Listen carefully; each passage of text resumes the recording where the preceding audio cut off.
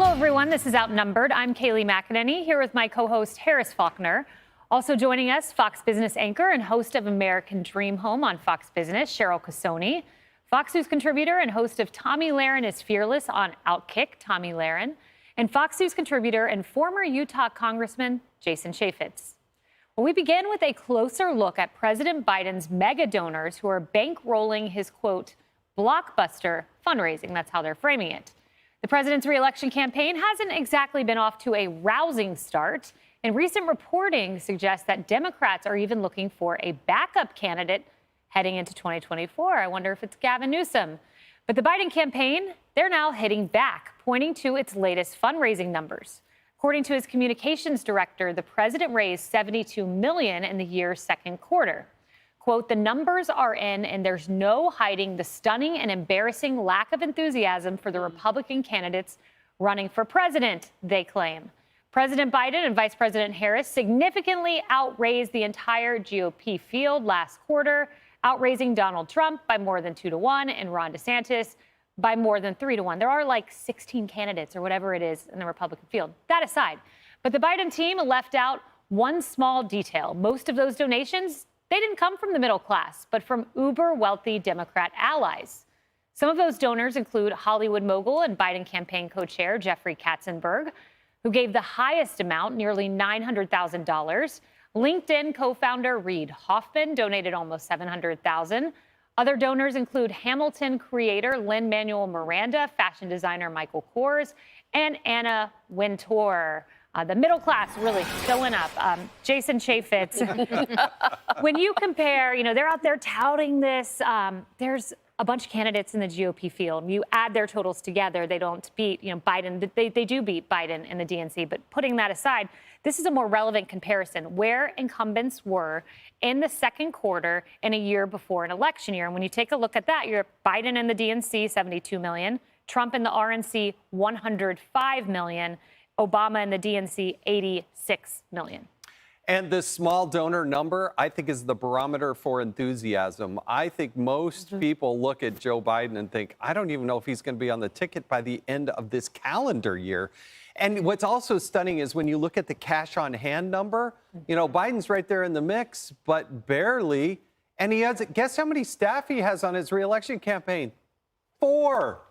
They're not taking this very seriously. I think they know somebody else is coming. You're running for re-election as the president. You have 4 staffers at this point. That's unbelievable. It really is. Harris, that stuck out to me in Politico Playbook this morning. Biden's re-election campaign has said it intends to start out lean and frugal. Boy, are they putting that into practice with just 4 staffers on payroll and rent at zero. No headquarters yet. The president's campaign spent just $1.1 million. They say this is intentional, though. All right. So Doug Schoen, who worked both for Bill and Hillary Clinton. And he knows what this feels like, to have a boss who's raising some money like Hillary Clinton, but there's no enthusiasm, particularly among women for her, for voters. He said it wasn't coming to fruition with all the money they were raising, getting the support that they needed. He projects that that's what's happening with Biden. So that's point one. Point two with this is, that just simply tells me that maybe there's something to Axios' reporting about people not wanting to work with him.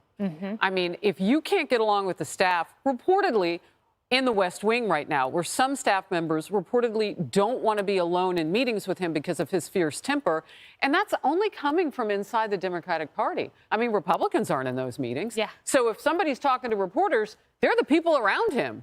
So now you've got trust issues with your staff. You've got anger from the president. I mean, we don't really know all the facts because we're not sitting in that room, but you've been in the White House enough to know those rooms get pretty small if you can't get along with each other. So now you have to hire a second staff for the campaign? Right.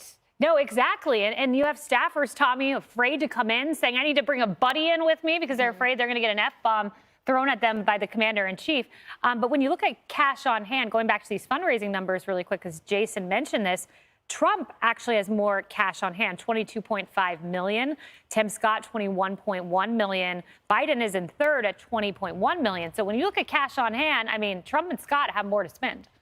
They do, and Ron DeSantis has also had really impressive fundraising totals in the second quarter as well. But I think going back to what Jason said, I don't think that this election in 2024 is going to be about high-dollar donors. I think it is going to be about the enthusiasm of the grassroots level. And I think this is going to feel a lot more like 2016 when, of course, Trump did so well, because it's going to be people that are upset with the direction of this country. They want to change. They're looking at Joe Biden. They're thinking he's not serious. They're thinking maybe they're going to put somebody else in. And I agree with you, Kaylee. I've been saying this for months now. I do believe it's going to be Gavin Newsom, but there's not that enthusiasm there for Joe Biden. They can't create it. I think they tried with their Bidenomics play. I think that was their last-ditch effort to try to build back better. That fell flat. And when they realized there wasn't a great response to it, and then you've got cocaine in the White House, you've got Hunter Biden, you've got more House oversight and scandals coming forth for this family, I don't think the enthusiasm is there.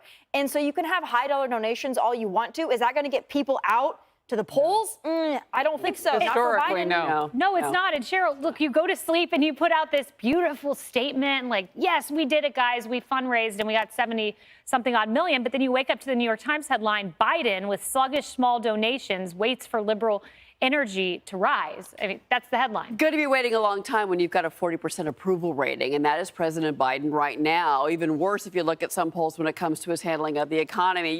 Here's what you're going to get in the second term of Joe Biden. You're going to get more regulation. You're going to be paying more in taxes. You're going to be paying higher energy prices, and you're likely going to still be paying higher costs at the grocery store. And that's why those small money donations are not coming into President Biden. They are coming into others, because these are the people that are feeling the kitchen table pain, if you will.